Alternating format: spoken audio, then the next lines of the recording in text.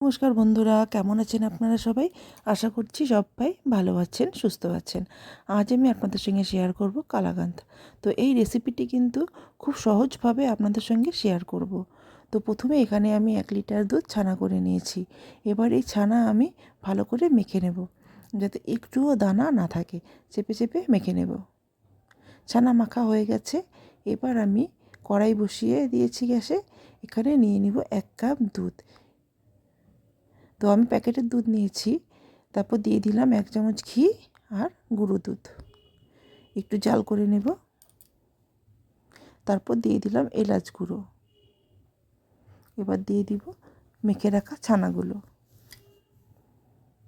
ছানা দিয়ে নাড়াচাড়া করতে থাকবো। এবার দিয়ে দিব চিনি। তারপর দিয়ে দিব গুড়। গুড় দেওয়ার পর কিছুটা কম মনে হয়েছিল আমার, তারপর আমি আর একটু গুড় দিয়েছি। এবার কন্টিনিউ নাড়াচাড়া করতে থাকবো। নাড়াচাড়া কিন্তু বন্ধ করা যাবে না, তাহলে কড়াইয়ে লেগে যাবে, মানে তলাতে লেগে যাবে।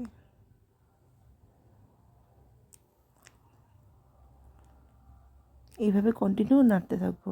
তো খুব সহজ একটি রেসিপি, কিন্তু আপনারা চাইলে মানে যে কোনো সময়ে ঘরের যা থাকবে সেটা দিয়ে তৈরি করে নিতে পারবেন।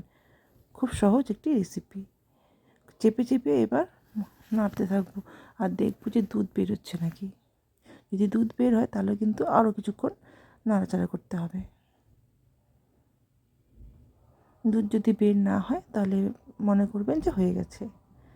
যখন দেখবেন যে কড়াইয়ের গায়ে একটু একটু লেগে যাচ্ছে, তখনই কিন্তু এটা প্রায় হয়ে যায়। প্রায় হয়ে এসেছে। আমি আর একটু নাড়াচাড়া করে নামিয়ে নেব। একটি থালাতে আমি সামান্য ঘি ব্রাশ করে নেব। তো ব্রাশ করে নিয়েছি।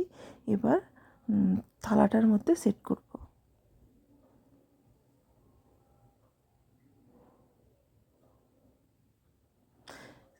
সেট করে 1 ঘন্টার জন্য রেখে দেব।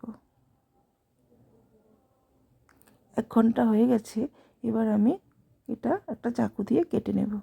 তো আমি কালাকাঁদ যেমন হয় সেই সাইজেরই কাটছি। তো আপনারা চাইলে যে কোনো সাইজের এটা কেটে নিতে পারেন। চাকুটি কিন্তু কোথাও আটকাচ্ছে না, খুব সহজভাবে কেটে যাচ্ছে। দেখিয়ে বুঝতে পারছেন, একটু কিন্তু আটকাচ্ছে না কোথাও।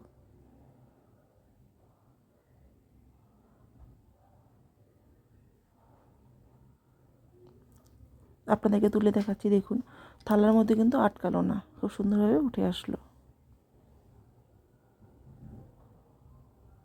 বানাতে যেমন সহজ, খেতেও কিন্তু তেমন খুব সুন্দর।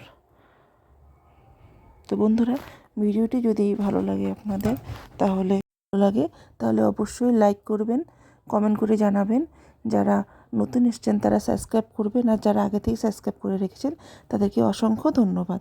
দেখা হবে আরেকটি নতুন ভিডিওতে। ভালো থাকবেন, সুস্থ থাকবেন। টাটা।